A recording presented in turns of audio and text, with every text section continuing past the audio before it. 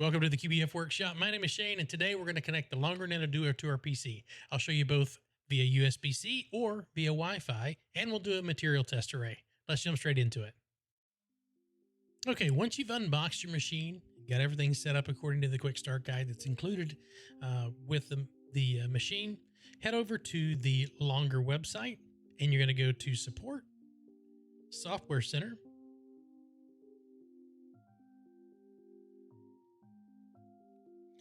download the latest version of LaserBurn. We're going to use LaserBurn today. We'll cover Lightburn in a different video series because there's a few more steps to connect it that way. Get those two downloaded, and then go to product support.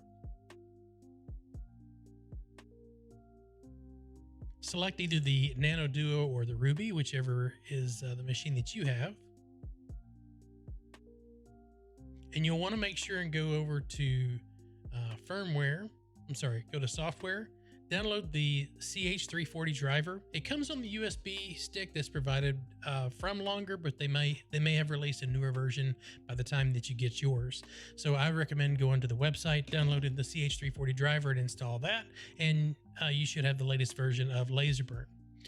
Once you get those installed, it probably wouldn't hurt to download the latest version of the firmware, and you can save that to your SD card and load it up onto the machine just in case your machine comes with a version.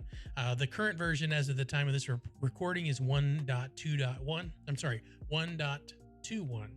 So if it's later in the year, they may have come out with a different one. So just go to the website here to download the latest version of the firmware, and there's instructions on how to update the firmware there, and I'll cover that in a different video.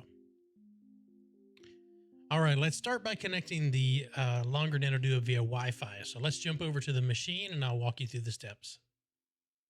All right, once you've powered on the machine, you'll see this screen. Press on the Settings button, then go to Network. Find your access point and enter your password. Okay, once the Nano Duo or the Ruby is connected to the Wi-Fi, in order to add that to LaserBurn, you're going to go to Connect. You want to go to Nano Duo, hit Confirm, and then you want to hit the IP, and then hit Connect. All right. Now you're connected to the Longer Nano Duo. You'll notice that the canvas has adjusted to the size of the engrave area. Now, we'll say the limitation here, you can't use the camera function. So if you go and hit camera, you notice the camera requires a serial support connection. As far as I know, all the rest of the functionality of the Nano Duo and the Ruby are usable. You just can't use the camera for framing. All right, so now let's go back and we'll look at connecting this via a USB-C. So I'll pop a picture up here of where to plug your USB-C in to your laser, and then plug that into a USB-C. You may need a USB-C to a Type A adapter. Just make sure that it can do power and data. The cable that came with my unit, I was one of the Kickstarter supporters. The cable didn't work right, so I went and got a better, faster cable. I'll leave a affiliate link down below for that cable if you'd like to get one. It comes in various lengths. Mine's about 6 feet long because my machine's sitting over here. It's not close to the PC. But once you get that connection made, you're going to want to right click on your Windows menu here. If this is Windows 11, go to Device Manager. Go to COM ports, and you're looking for this CH340 driver. That's what the driver that you downloaded. The driver that you downloaded when we first got started. But that's gonna just take a note of where that COM port is, because that's the COM port that the computer is seeing the laser at. So once you get the COM port down, go to Connect, go to Nano Duo, Confirm. There's COM5. There's a drop down if you have more than one.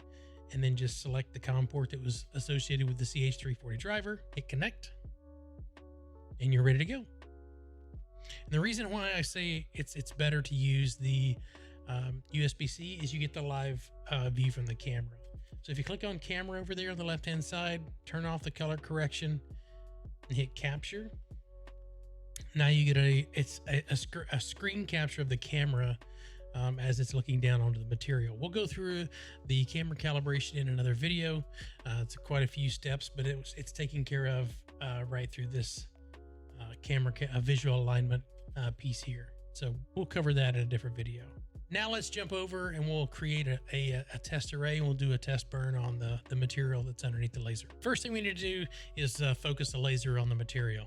So let's jump over to the laser, and I'll walk you through the menus of where to find the manual focus at. Okay, from the main screen in the laser, you go down and touch settings, then you go to laser focus, and then you press the word manual. When it turns blue like that, dark blue, that means it's on.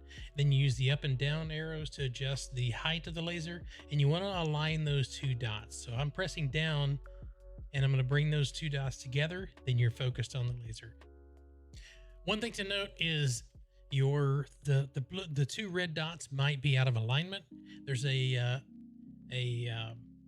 Allen wrench that came with the machine, and then on the left side of the machine there's going to be a hole next to that laser beam that shines down. There's a wooden stick that came with the machine. Set your focus with that, and then just loosen the screw point that's up underneath. I'll show you a picture of that. There's a hole right underneath the laser, but you'll loosen that up and then adjust that left side laser beam with your fingers, and then that will once you get those to align, then tighten that back up. That way you've confirmed with the piece of wood that came with the machine that is the correct length. Then the focal length of the laser is the same. All right, let's do the material test array. So in order to trigger the array, you'll need to go over here to the shape side, and I usually use ellipse and just draw a circle inside that box. Now that gives you something to create a layer from. Now, if you look in the Nano Duo material list, so this isn't quite MDF and it's not quite basswood, but we're going to use the basswood settings. So if you select the line, you can get a cut test. If you select fill, you can get the engrave test. So in this one, we're gonna do the fill. So so Longer says 30% power, 13,000 millimeters per minute. So once you create your circle, go over to the layer. You don't have to set anything, but you want to choose which laser you want, and if you're going to do a cut test with line or if you're going to do fill. So in this instance, we're going to do a fill test. So select fill, and then you're going to select the blue laser for the wood. Then click save. That just sets up the initial parameters. Then you're going to go over to the array, and then you go to material test. Okay, so for the text settings, you want to slow it down a little bit. I believe over in Longer's information for the basswood, for line, it's 80% power at 6,000 millimeters per minute. So let's set that up. So we'll go 80% power, 6,000 millimeters per minute. That's going to be for the text. And then for the power, let's see, the Longer recommended settings was for basswood. For fill would be 30%. So we know that's probably going to be either the top or a little bit, see what it'll do a little bit over that. So we'll set our power 30%. Let's go over that. And then our 13,000 millimeters per minute, let's go a little over that too. And then we'll cover the entire piece of it there. So for our power settings, our minimum value is going to be, or our max value, let's go say 50% power. And then our minimum 30, let's look at 10%. And then for our max value, 13,000 was a recommended setting. So let's go to 15,000 there. And then we'll go down to 10,000. And what we're trying to get a baseline of is how well does it engrave between these particular speed and this particular percent power settings. So let's do 5. We'll do 5 rows, and then we'll do 5 columns. So that looks good. And then the spacing there is fine as well. Then just hit confirm.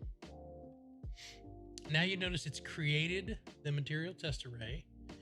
You can't edit this. You can't edit the layer. So if you'll notice, we look at layer, there's no layer there. That's something that I wish that they would do. So let's fit this to our test piece. Stretch that over there. So what it's going to do is it's going to fill in the text, and then it's going to perform the engrave on each one of these at each power setting and at each speed. And I've left this window open over here so we can watch that take place. But let's center that up right there. I think that'll work. And then you're going to go to Device, and then go to Preview. I like to preview everything before I run it. So that shows you there's the text, and then it shows there's the fill. And it says it's going to be approximately 3 minutes for this to take place. So we hit confirm. Then you're going to go to engrave. The third axis, leave that closed unless you have the conveyor or any of the accessories. I turn the LED light on because I like to have the extra light. Focus I've already set manually, but you can use autofocus if you like. And then you can look down here and hit border preview. And now if you look in the bottom left, that's where the box is on the material. That looks good to me. Turn that off. Then you're going to hit start engrave. It's going to ask you to confirm your focal distance. So I'm going to go over there just to confirm what my machine's on.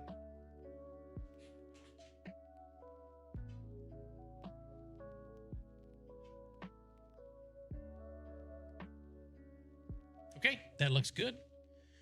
So we'll confirm that. And then it says, please ensure that you have a safe working area and that you have your safety glasses on. The shield is down, so I'm not going to wear my safety glasses for this one. So we're going to hit confirm, and then you'll see it start working.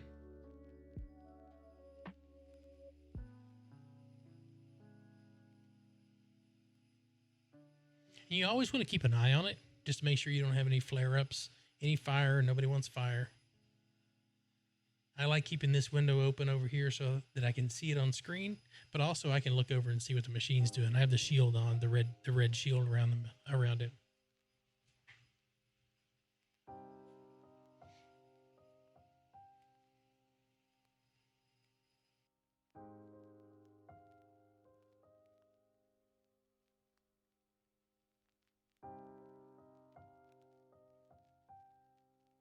And you can see it stepping through the speed versus the power.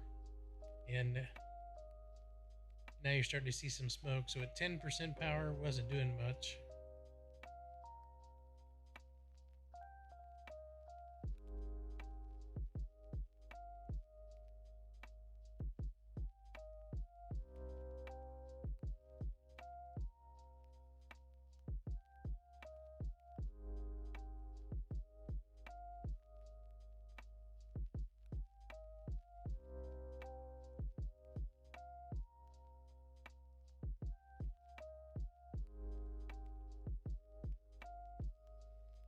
Now it looks like we're actually getting some good markings on there.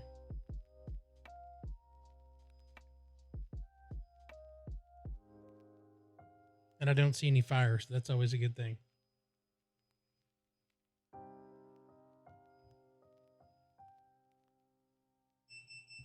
Okay, let's go get it off the machine. All right, here you go, guys. Here's a completed test on that. And if you look at the 10% power, we didn't get much throughout the speed. And then if you look, they're about 10,000 millimeters per minute and 50% power. We get a nice like chestnut color to that. So that would be great for engraving on this, get it darker. And if you need to get lighter colors, that down to like 50% power and 15,000 millimeters per minute, that looks really good. So this is a great way to find out what are the best settings for the material that you're using. So I recommend doing this to every piece of material that you get whenever you are starting with something new. Anyway, my name is Shane. Thanks for joining me on this quick video. I appreciate it.